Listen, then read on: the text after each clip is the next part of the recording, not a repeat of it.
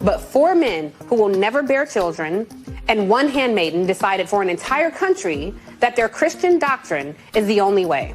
Let me reiterate this. A woman's right to choose is a human right. A person's ability and choice to bring life in this world is their choice. But in America, where guns are the leading cause of death for children, an AR-15 has more rights than a woman does.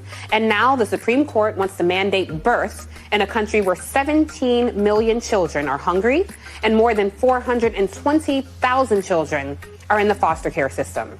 And none of this should be a surprise. Why? Because we warned you. Every time we told you to vote and pointed to this decades-old Republican promise when Obama was blocked from placing a judge on the Supreme Court, when the overgrown Oompa Loompa was voted into office, when Gorsuch, Kavanaugh, and the real-life handmaiden Amy Coney Barrett were nominated and confirmed, we tried to tell you. Joining me now is Erin Haynes, MSNBC political contributor and editor-at-large for the 19th. Michelle Colon, she's the co-founder and executive director of Shero Mississippi. And Amy Hagstrom Miller, she's the president and CEO of Whole Woman's Health. And Amy, I want to kick things off with you because this court has not ended abortion. The Supreme Court has simply cut off the path to safe, legal abortion. So what does this mean for the woman in this country, particularly coming from you who oversaw procedures like this? Sure. So basically, we're emerging with what I have come to call 2 different Americas. Depending upon where you live and depending upon your access to health care and really your race and your class, you may have access to safe abortion or you may not. So those folks who live in places like Texas, Mississippi, Louisiana, big swaths of the South and the Midwest no longer have access to safe abortion in this country and will be forced to migrate to what we're calling haven states, to some states where access to safe abortion is protected. We've already been seeing our patients in Texas who've been denied abortions over 6 weeks for 9 months now, being forced to travel as far as Virginia, Maryland, Minnesota. They're traveling all over the country in order to get access to the safe abortion they need. And keep in mind that drive is more risky than the first trimester safe abortion that we're able to provide for them. So it's absolutely maddening that in one state we have to say no to the people who are asking us for help and figure out how to help them travel hundreds and hundreds of miles over days, really, in order to get the care they need in safe haven places like Virginia or Maryland or Minnesota or Illinois or New Mexico. Yeah, the point you make brings me right to you, Michelle, because, you think of a young girl in Mississippi. If she finds herself impregnated with an unwanted pregnancy, the closest place she would have is Illinois. You think of the wealth gap in this country between Black women, women of color, and our counterparts. They don't always have the means to do this. Women of lower socioeconomic status and women of color have higher rates of abortion than women of higher economic status and white women. What does this mean for the women in the state of Mississippi for you? The South, period, has a larger population of Black and brown women. And so we're going to feel the loss at a much harsher rate than white women. And so, yesterday when all this was going down, I was getting all kind of DMs and messages from all over, and women were frantic. They didn't know, they were like, I didn't know that this is really what it was going to be. How am I going to get my appointment? I had an appointment. I don't know, this is catastrophic because the Supreme Court stripped us of a fundamental right. And this is the first time in its history. And so this means for Mississippi women and girls and pregnant people that they're going to have to travel across country, just like Amy said. And for us here in Mississippi, the closest clinic is going to be in Illinois, right over the border of Tennessee and Missouri.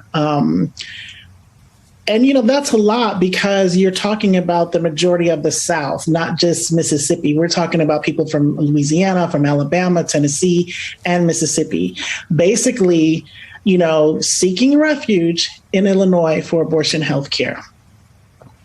Which is a frightening thought. Aaron, you know, I was watching the coverage yesterday, and one of the frustrating things is we can't pretend this is a both sides issue. You know, a majority of Americans support Roe. And so when you take this right away, it's such a small pocket of women. And yesterday I saw it again. They treated it like, well, some people feel this way, some people feel that way. This is something that goes in contrast to the beliefs of American. Which base do you think will be more enthusiastic as we go into midterms this November to come out and support this? Because right now, it looks like the GOP base is the most enthusiastic around this. Well, Tiffany, certainly Republican voters, including Republican women, have long realized that the path to overturning Roe did go through the ballot box. But yes, I mean, what we know is that the majority of Americans did not want to see Roe overturned. We know that millions of women woke up today feeling furious, less free, and frightened about their future. Many of them we saw taken to the streets in cities across the country to protest this decision. But this did drive especially Black and brown women to the ballot box in 2018 and in 2020. Undoubtedly, it's going to do the same this fall. Obviously, President Biden and Vice President Harris were encouraging people to vote to push back against yesterday's decision. But voters are also demanding action from lawmakers at every level. As Amy and Michelle have laid out, this decision has far-reaching implications for women's health and reproductive care. We had reporting yesterday from clinics that literally had patients in the office at the moment that the Dobbs decision came down. This is existential for people. We know that poor women and women of color are going to be disproportionately affected by this ruling. They can't just cross state lines for care. They can't afford to take days off for travel or recovery. They can't afford to stay at a hotel or pay for the already very expensive gas to drive hundreds of miles for an appointment. And they may not have health insurance to get a medication for an abortion procedure. So we're hearing a lot of stories from people who are channeling their anger into action at this point, looking for ways to support the people that we know are going to be impacted. But the bottom line is, taking away federal protections for abortion is not going to make abortion go away. It is going to make this process much more confusing and potentially less safe. And we're already seeing Republicans acting at the state level almost immediately yesterday with those trigger laws happening. So what the Democratic response is, both from elected officials, people running for office, but also from the voters who are already taking to the streets is certainly an open question. Yeah. And, Amy, look, first of all, I feel the reasons why women get abortions are nobody's damn business. It's their business why they want to terminate a pregnancy. But I just want you to make it plain for our viewers. What are some of the reasons that women terminate pregnancies? Because I think you have this very uninformed, willfully ignorant pocket of people on the other side who think, oh, these are just careerists and whores who go out and get pregnant and have abortions every other week. And that's not actually the case. So what are some reasons why women get abortions? So I'm so appreciative of that question, Tiffany. Every one of us knows somebody and loves somebody who's had an abortion. People who have abortions are no different than people who have children. In fact, 70% of our patients are parenting already. People have abortions for as many reasons as there are people. And those reasons should not be questioned. Abortion and access to safe abortion is fundamental to our autonomy and our equality. And let's be honest, thousands and thousands of men, white men, have benefited from abortion. Access to safe abortion is a human rights issue. It's much broader than a women's rights issue solely. Abortion benefits our communities. It makes our families healthier. It makes our families safer.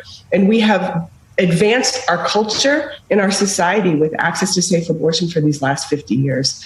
People deserve to make those decisions about their bodies, about their families, and about their futures. And people deserve to dream a future for themselves with fundamental equality and autonomy, no matter what their gender is.